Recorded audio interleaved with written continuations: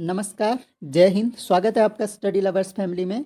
और जैसे कि हम साइंस की सीरीज़ कंटिन्यू कर रहे हैं, तो आज दूसरा पार्ट साइंस का है और इसमें हम बायोलॉजी के इम्पोर्टेंट एमसीक्यू डिस्कस करने वाले हैं। और सारे ऐसे एमसीक्यू हैं जो यूकेपीएससी या यूकेएसएससी की प्रीवियस भर्तियों में पूछे गए हैं। कोई ना कोई प्रश्न कहीं ना कहीं पूछा गया है। तो ज़्यादा टाइम ना लेते हुए, क्वेश्चन काफ़ी ज़्यादा होंगे, तो शुरू करते हैं। पहला प्रश्न देखिए, लवणीय जल में उगने वाले पौधे कहलाते हैं। तो लवणीय जल में जो पौधे उगते हैं उनको क्या कहा जाता है? इनमें देख लीजिए ऑप्शन। सही आंसर हमारा है हेलोफाइट्स कहते हैं, जो लवणीय जल में उगते हैं। अगला प्रश्न देखते हैं, आरएच फैक्टर नाम का आधार है। तो जो आरएच फैक्टर होता है हमारा ब्लड में, तो आरएच फैक्टर जो है उसका नाम का आधार क्या था? तो उसका नाम का आधार रीसस बंदर है, ध्यान रखेंगे। अगला प्रश्न देखिए, पक्षी जो अपना ऊपरी जबड़ा हिला सकता है, कौन सा पक्षी इनमें से है जो अपना ऊपरी जबड़ा हिला सकता है? आर ओ के पीरी में पूछा गया है क्वेश्चन। आंसर सही है ऑप्शन नंबर बी, तोता।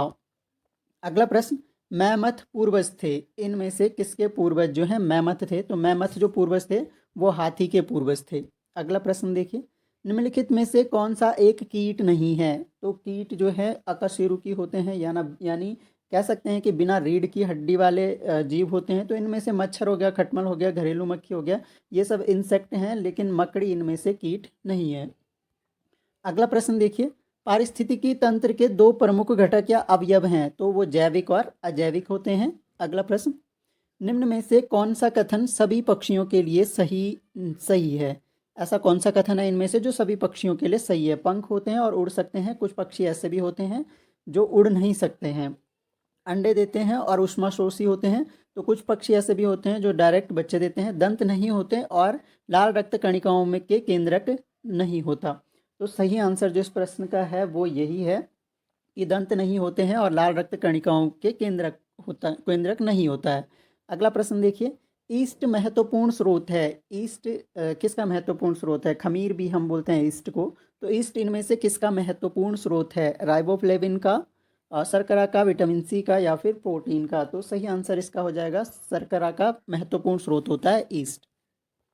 अगला प्रश्न देखिए, निम्नलिखित में से किसके अंतर्गत बीज रहित संवहनीय पादप सम्मिलित होते हैं? ये प्लांट्स की कैटेगरीज हैं, इनमें से कौन सी कैटेगरी ऐसी है जिसमें संवहनीय पादप और बीज रहित होते हैं? बीज रहित पादप जो होते हैं वो टेरिडोफाइट्स होते हैं, संवहनीय होते हैं लेकिन बीज रहित होते हैं। अगला प्रश्न देखिए, एक सैक या लाइकेन का प्रकाश संश्लेषी सहजीवी प्राय होता है। तो सैक यानी लाइकेन जो होता है वो कवक और शैवाल का सहजीवन होता है। कवक और शैवाल दोनों सहजीवी फॉर्म में रहते हैं। कवक यहाँ पर जो है उसको आश्रय प्रदान करता है, शैवाल उसके लिए भोजन निर्माण का कार्य करता है। तो सही आंसर इसका है हरी शैवाल जो है प्रकाश संश्लेषी सहजीवी प्राय जो है लाइकेन के साथ होता है। देखते हैं, निम्नलिखित में से कौन सा एक कथन सत्य है? सही कथन बताना है इनमें से। होमो इरेक्टस की एशियाई उत्पत्ति थी, ऑस्ट्रोलिपिथिसायन की ऑस्ट्रेलियन उत्पत्ति थी, होमोसेपियन की उत्पत्ति यूरोप में हुई थी, या होमोसेपियन की उत्पत्ति अफ्रीका में हुई थी? तो सही आंसर जो इस क्वेश्चन का है वो है ऑप्शन नंबर डी, होमोसेपियन की उत्पत्ति जो है अफ्रीका में हुई थी। होमोसेपियन यानी जो मानव का नाम है होमोसेपियन, तो उसकी उत्पत्ति जो है अफ्रीका में हुई थी। निम्न में से किसे जीवित जीवाश्म माना जाता है? इन जीव जंतुओं में बताना है कि कौन सा जीवित जीवाश्म माना जाता है। तो स्फिनोडॉन एक ऐसा जंतु है जिसे जीवित जीवाश्म माना जाता है। अगला प्रश्न देखते हैं, किस पादप समूह को पादप जगत का उभयचर या एम्फीबियन कहा जाता है? तो पादप जगत के उभयचर जो होते हैं वो ब्रायोफाइट्स होते हैं। ब्रायोफाइटा ऐसे समूह हैं जिनको पादप जगत का उभयचर कहा जाता है। बहुत बार पूछा गया है क्वेश्चन। अगला प्रश्न देखते हैं, पादपों के वर्गीकरण की प्राकृतिक प्रणाली को किसने प्रतिपादित किया था? तो पादपों के वर्गीकरण की जो प्राकृतिक प्रणाली है उसको कैरोलस लीनियस ने प्रतिपादित किया था। अगला प्रश्न देखते हैं, आवृतबीजी जिम्नोस्पर्म्स में कौन सा भाग अनुपस्थित होता है? तो जो जिम्नोस्पर्म्स होते हैं उनमें एक तरह से जो अंडाशय होता है, अंडाशय उनमें अनुपस्थित होता है अनावृतबीजी जिम्नोस्पर्म्स में। अगला प्रश्न, कौन सी फफूंद डबल रोटी पर उगती है? तो डबल रोटी पर जो फफूंद होती है या डबल रोटी में प्रयोग की जाने वाली जो फफूंद है, फफूंद यानी कवक, तो कवक है, वो कवक है। कवक पूछ सकता है, जरूरी नहीं है कि फफूंद लिख के दे आपको क्वेश्चन में। तो सही आंसर इसका है खमीर या ईस्ट। अभी मैंने बताया था इसका नाम जो है ईस्ट भी है। अगला प्रश्न, ओंकोलॉजी अध्ययन है, ओंकोलॉजी में किसका अध्ययन किया जाता है? तो इंपॉर्टेंट क्वेश्चन है। ओंकोलॉजी में कैंसर का अध्ययन। हाल ही में ROARO 2021 में पूछा गया क्वेश्चन है, तो वेरी इंपॉर्टेंट है। कैंसर का अध्ययन जो है ओंकोलॉजी कहलाता है। अगला प्रश्न देखते हैं। और अगर पक्षियों का पूछे, पक्षियों का अध्ययन कहलाता है ऑर्निथोलॉजी, तो ऑर्निथोलॉजी भी ध्यान रख सकते हैं। ऑर्निथोलॉजी कहलाता है पक्षियों का अध्ययन, ऑर्निथोलॉजी। अगला प्रश्न देखते हैं। डॉल्फिन किस वर्ग का उदाहरण है? डॉल्फिन इनमें से किस वर्ग के अंतर्गत आएगा? डॉल्फिन जो कि एक तरह से मछली होती है डॉल्फिन, तो एम्फीबिया है, पिसीज है, स्तनधारी। सबसे खास बात यह है कि डॉल्फिन में पिसीज यानी मछली में और स्तनधारी में कंफ्यूज नहीं होना है। मत्स्य वर्ग में नहीं आता बल्कि स्तनपायी जगत में आता है डॉल्फिन। अगला प्रश्न देखते हैं। डॉक्टर सलीम अली थे एक विख्यात, तो डॉक्टर सलीम अली जो है एक बहुत विख्यात जो है पक्षी वैज्ञानिक थे। और डॉक्टर सलीम अली पक्षी वैज्ञानिक थे। डॉक्टर सलीम अली एक पक्षी अभ्यारण्य है, तो ये आपके लिए आज का प्रश्न है। सलीम अली पक्षी अभ्यारण्य जो है भारत के किस राज्य में स्थित है? तो कमेंट बॉक्स में जरूर इसका आंसर दीजिए। अगला प्रश्न देखते हैं हम। मछलियों में सामान्यतः श्वसन होता है, तो मछलियों में सरल सा प्रश्न है, मछलियों में गलफड़ों के द्वारा श्वसन होता है। चलिए आगे बढ़ते हैं, अगला प्रश्न देखते हैं। सेलुलोज एवं स्टार्च दोनों में होते हैं, तो सेलुलोज और स्टार्च दोनों में ही प्लस माइनस ग्लूकोज होता है। अगला प्रश्न देखिए। रक्त का थक्का स्कंदन बनने हेतु कौन सा विटामिन आवश्यक है? तो रक्त के थक्का बनाने के लिए विटामिन के आवश्यक होता है, तो विटामिन के इंपॉर्टेंट क्वेश्चन है, ध्यान रखेंगे। अगला प्रश्न देखिए। निम्नलिखित में से कौन सा मांसपेशीय प्रोटीन है? मांसपेशीय प्रोटीन इनमें से कौन सा है? तो मांसपेशीय अगर आपको याद रखने के लिए, मांसपेशीय मांस किस में आ रहा है? मांस मायोसिन, तो मायोसिन जो है मांसपेशीय प्रोटीन होता है एक। अगला प्रश्न देखते हैं।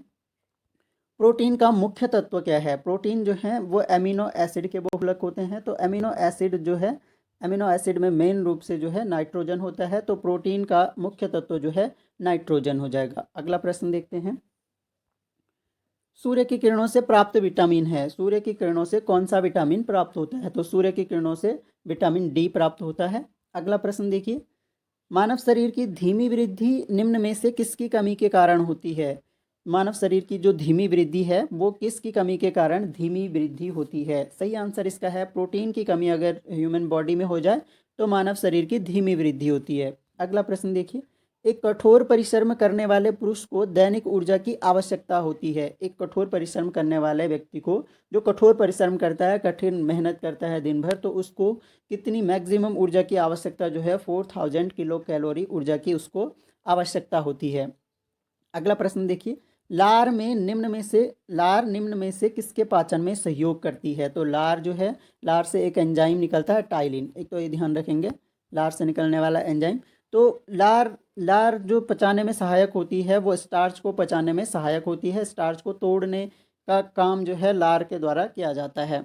अगला प्रश्न देखते हैं। अगला प्रश्न हमारे पास है। निम्न में से किसको लाल रक्त कोशिकाओं का कब्रगाह कहा जाता है? तो लाल रक्त कोशिकाओं का कब्रगाह या कब्रिस्तान, यानी आरबीसी की कब्रिस्तान, आरबीसी का कब्रिस्तान, कब्रिस्तान भी लिखा हुआ आता है क्वेश्चन में, कब्रगाह नहीं आए तो कब्रिस्तान आ सकता है। तो लाल रक्त कोशिकाओं यानी आरबीसी, रेड ब्लड सेल्स की का कब्रिस्तान किसे कहा जाता है? तो सही आंसर इसका है तिल्ली, तिल्ली या प्लीहा भी बोल सकते हैं, प्लीहा, या इंग्लिश में बोलें तो स्प्लीन। तो सही आंसर हो जाएगा हमारा तिल्ली में जो है आरबीसी की एक तरह से मृत्यु हो जाती, यूं कह सकते हैं, कब्रिस्तान कहा जाता है। अगला प्रश्न है। वह रुधिर वर्ग जिसमें एंटीजन नहीं पाई जाती है? तो ऐसा रुधिर वर्ग बताना है जिसमें एंटीजन जो है ब्लड ग्रुप ओ में नहीं होता, इसीलिए ब्लड ग्रुप ओ जो है वो सर्वदाता होता है, यानी सभी को रक्त दे सकता है ब्लड ग्रुप ओ वाला व्यक्ति। तो ब्लड ग्रुप ओ में एंटीजन अब का अभाव होता है। अगला प्रश्न देखते हैं। मानव शरीर में लिम्फोसाइट स्राव करने वाली मुख्य ग्रंथि है, तो लिम्फोसाइट का स्राव करने वाली मुख्य ग्रंथि कौन है? तो वो थाइमस ग्रंथि है। अगला प्रश्न देखिए। जब वृक्क कार्य करना बंद कर देते हैं तो निम्न में से कौन सा पदार्थ जमा होता है? तो जब हमारे वृक्क जो हैं वो कार्य करना बंद कर दें तो वृक्क जो है अवशिष्ट पदार्थों को बाहर निकालने में मदद करते हैं, उनका एक तरह से वहाँ पर प्योरीफाई करते हैं और अवशिष्ट पदार्थों को बाहर निकालते हैं। तो रक्त में नाइट्रोजन अवशिष्ट पदार्थ जो हैं उन वो जमा होने लगते हैं। अगर वृक्क अपना कार्य करना बंद कर देंगे तो अवशिष्ट पदार्थ जमा होने लग जाते हैं, और जो कि यूरिया के फॉर्म में होते हैं, और इस तरह का अगर किसी व्यक्ति को हो जाता है तो उससे यूरीमिया बीमारी कहते हैं। तो यूरीमिया बीमारी हो सकती है, यूरिया जैसे पदार्थ जो कि नाइट्रोजन के अपशिष्ट होते हैं वो शरीर में जमा होने लग जाते हैं। अगला प्रश्न देखते हैं, निम्न में से कौन सा प्रोटीन दूध में पाया जाता है? तो दूध में पाया जाने वाला प्रोटीन इनमें से केसीन है, हीमोग्लोबिन पता है ब्लड में पाया जाता है, मायोसिन अभी बताया हमने मांसपेशियों का प्रोटीन है। कोलेस्ट्रॉल क्या है? कोलेस्ट्रॉल क्या होता है? बोलते हैं ना कोलेस्ट्रॉल बढ़ा हुआ। कोलेस्ट्रॉल होता है जंतु वसा में जो एनिमल फैट होता है उसमें उपस्थित वसीय अल्कोहल होता है कोलेस्ट्रॉल। अगला प्रश्न देखते हैं, शरीर में हीमोग्लोबिन का कार्य है। तो हीमोग्लोबिन ब्लड का लाल रंग जो हीमोग्लोबिन के कारण होता है, तो मुख्य कार्य क्या होता है? ब्लड का ऑक्सीजन का परिवहन करना होता है। तो सही आंसर हो जाएगा ऑप्शन नंबर ए। अगला प्रश्न देखते हैं, रक्त समूह के खोजकर्ता कौन थे? तो रक्त समूह ब्लड ग्रुप के खोजकर्ता कार्ल लैंडस्टीनर हैं।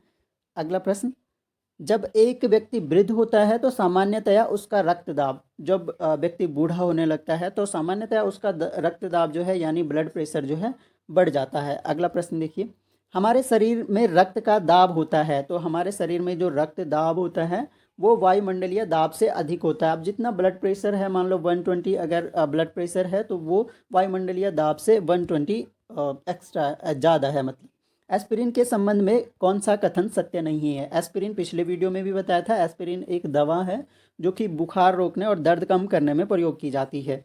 तो इनमें से बताना है कौन सा कथन सही नहीं है। तो वो लोग अटेम्प्ट कर पाएंगे जिन्होंने पिछला वीडियो ठीक से देखा है। एस्पिरिन मादक दर्दनाशक दवाओं के अंतर्गत आता है, दर्दनाशक है, हमने पढ़ा था, सही बात है। यह दर्द से राहत में प्रभावी है, यह खून के थक्के नहीं जमने देता, यह न्यूरोलॉजिकली तंत्र के रूप में सक्रिय दवा है। तो न्यूरोलॉजिकली सक्रिय दवा है, यह भी सही है। खून के थक्के नहीं जमने देता, यह गलत है। तो यानी ऑप्शन नंबर सी हमारा जो है वो सही आंसर हो जाएगा। अगला प्रश्न देखिए, थैलेसीमिया एक आनुवांशिक रोग है जिससे प्रभावित होता है। थैलेसीमिया क्या है? एक आनुवांशिक रोग है, ये जो है ब्लड का रोग है जिससे हमारा रक्त प्रभावित होता है। अगला प्रश्न देखिए,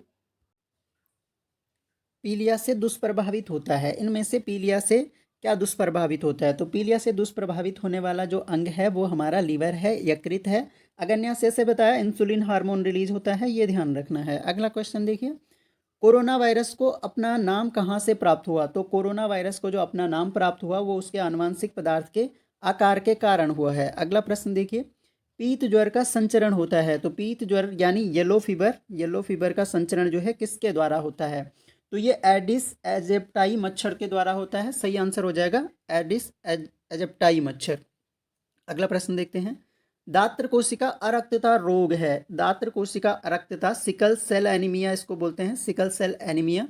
यह रोग जो होता है ये ब्लड वाहिनियों का होता है, रक्त कोशिकाओं का होता है, रक्ताणुओं का होता है। तो लाल रुधिर कणिकाओं में यह रोग पाया जाता है, लाल रुधिर कणिकाओं में दात्र कोशिका अरक्तता जो रोग है सिकल सेल एनीमिया होता है। अगला प्रश्न देखते हैं, निम्न में से कौन शरीर में प्रतिरोधक क्षमता विकसित करता है? प्रतिरोधक क्षमता कौन विकसित करता है? तो प्रतिरोधक क्षमता जैसे कि आपने सुना होगा कोविड-19 के दौरान कि एंटीबॉडी डेवलप करनी है बॉडी में, इसलिए वैक्सीन का प्रयोग कर रहे थे। तो एंटीबॉडी जो है प्रतिरोधक क्षमता को विकसित करता है।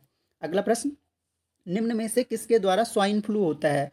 तो स्वाइन फ्लू का जो कारक होता है वो विषाणु होता है, वायरस होता है H1N1 इन्फ्लुएंजा वायरस इसका नाम है। अगर नाम ध्यान रख सकते हैं तो नाम ध्यान रखिए क्योंकि कभी नाम पूछ लेता है वायरस का। अगला प्रश्न है, पर्यावरणीय समस्याओं के कारण किस कीटनाशक का प्रयोग कम किया जाने लगा है? तो पर्यावरणीय समस्याओं के कारण DDT एक कीटनाशक था जो कि फसलों में कीटों को मारने के लिए प्रयोग में लाया जाता था, खरपतवार नाशक भी ये होता है।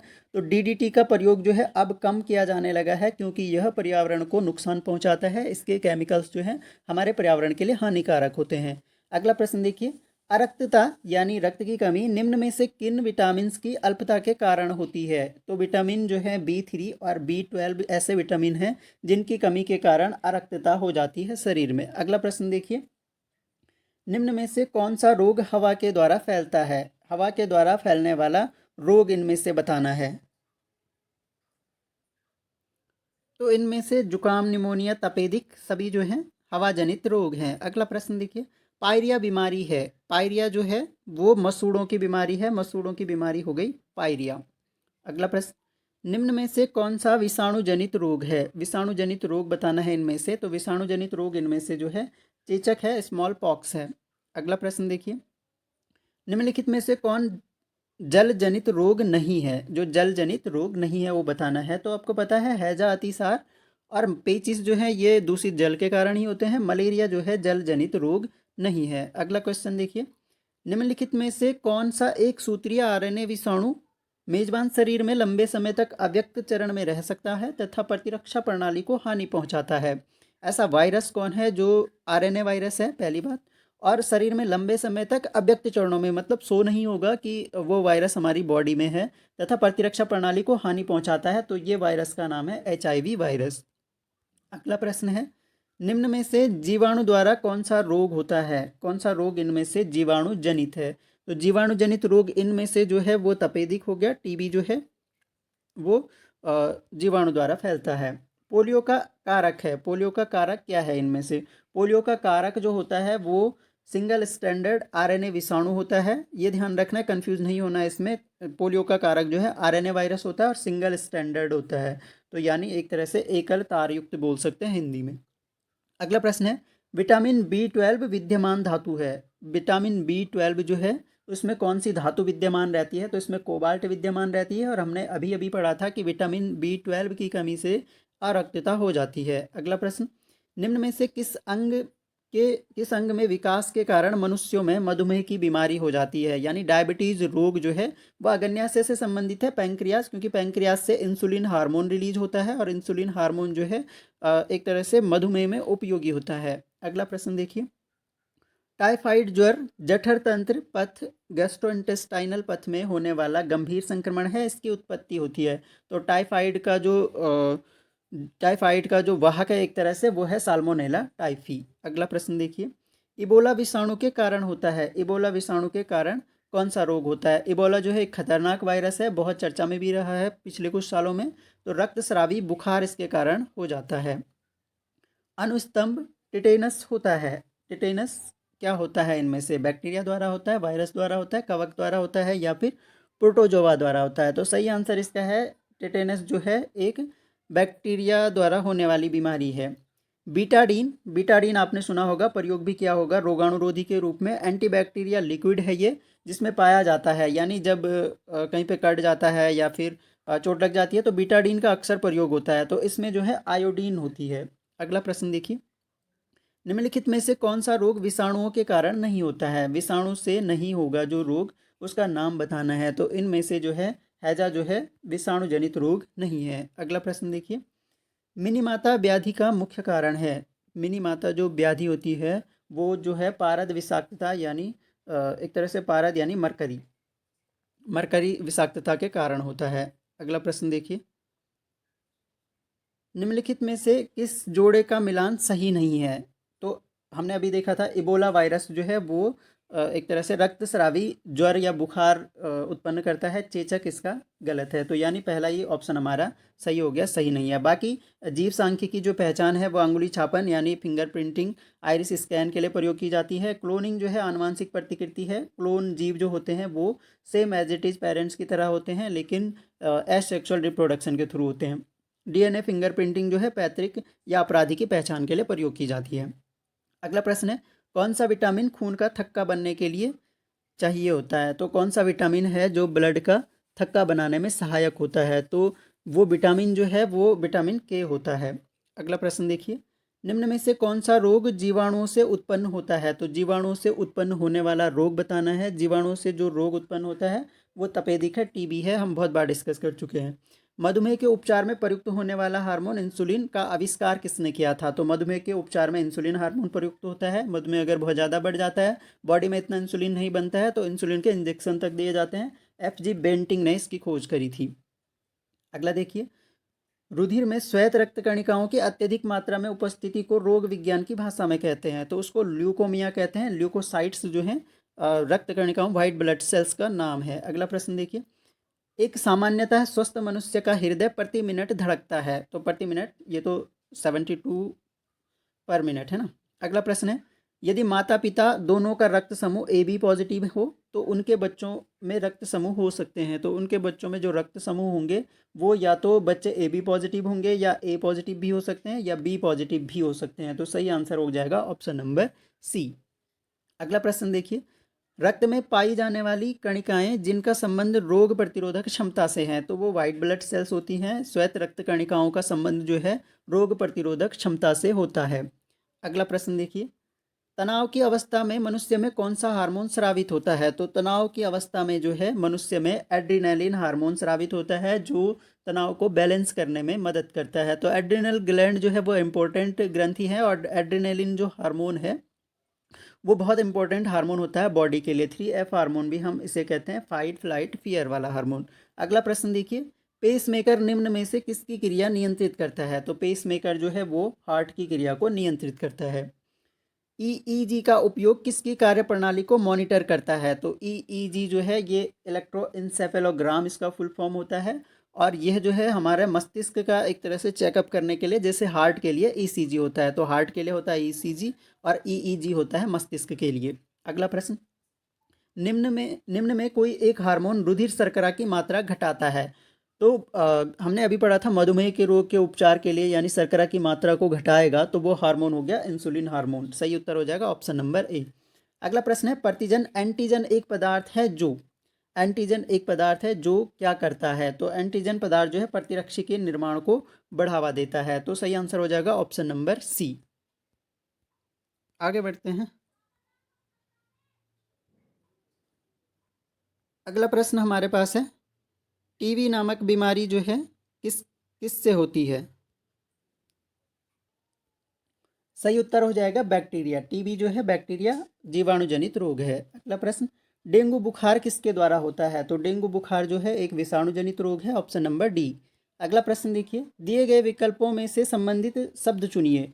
तो जैसे दमा जो है फेफड़े से संबंधित है, कंजक्टिवाइटिस किससे संबंधित है? तो कंजक्टिवाइटिस जो है हमारी आईज से रिलेटेड होता है। सही उत्तर हो जाएगा ऑप्शन नंबर ए। अगला प्रश्न देखते हैं,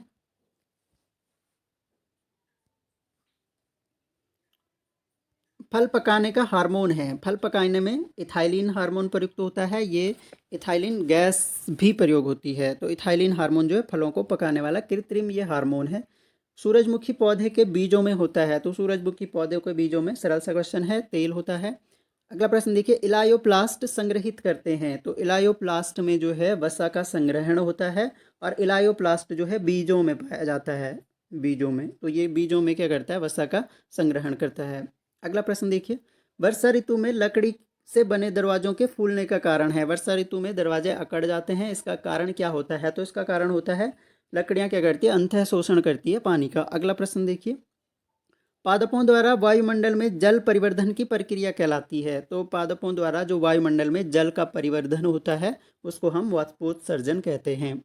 अगला प्रश्न देखिए, अल्फांसो एक प्रजाति है, अल्फांसो एक फेमस प्रजाति है आम की। अगला प्रश्न, पौधों की जड़ों के माध्यम से पानी लेने का कारण है। तो पौधे जो हैं पानी लेते हैं जड़ों के माध्यम से। पौधे के विभिन्न भागों में बहुत बड़ा साइंस है कि हर पार्ट तक पानी पहुंचता है, तो ये प्रभाव होता है कैपिलरी प्रभाव। और यही प्रभाव जो है, एक और एग्जांपल इसका, जैसे चिमनी वाला लैंप जलाते थे तो उसमें जो मिट्टी का तेल ऊपर चढ़ता था, केरोसिन, वो भी कैपिलरी प्रभाव के कारण। अगला प्रश्न देखिए, प्रकाश संश्लेषण के संदर्भ में क्या सत्य है? कार्बन डाइऑक्साइड एवं जल दोनों का अपचयन होता है, कार्बन डाइऑक्साइड एवं का अपचयन और जल का ऑक्सीकरण होता है। दोनों कार्बन डाइऑक्साइड एवं जल का ऑक्सीकरण, या कार्बन डाइऑक्साइड का ऑक्सीकरण एवं जल का अपचयन होता है। तो सही आंसर इसका है कार्बन डाइऑक्साइड का तो अपचयन होता है, और जल का जो है ऑक्सीडेशन होता है। बीज का विकास होता है, बीज का विकास कहाँ होता है इनमें से? तो इस क्वेश्चन का जो सही आंसर है, बीज का विकास जो है बीजांड में होता है। अगला प्रश्न, निम्नलिखित पादप ऊतकों के जोड़े में से कौन विकल्प दारू व पोष व फ्लोएम, यानी जाइलम और फ्लोएम दोनों में पाया जाता है? तो जाइलम और फ्लोएम दोनों में जो पाया जाता है वो पाया जाता है वाहिकाएं एवं चालिनी नलिकाएं। अगला प्रश्न देखिए, हार्मोन्स वह वर्ग जो पादपों में कोशिका विभाजन को सक्रिय करता है वह है। तो कोशिका विभाजन को सक्रिय करने वाला हार्मोन जो है वो साइटोकाइनिन होता है। अगला प्रश्न है, दलहनी फसलों द्वारा नाइट्रोजन स्तरीकरण के लिए क्या उत्तरदायी है? तो दलहनी फसलों द्वारा नाइट्रोजन स्तरीकरण के लिए जो उत्तरदायी है वो होता है राइजोबियम।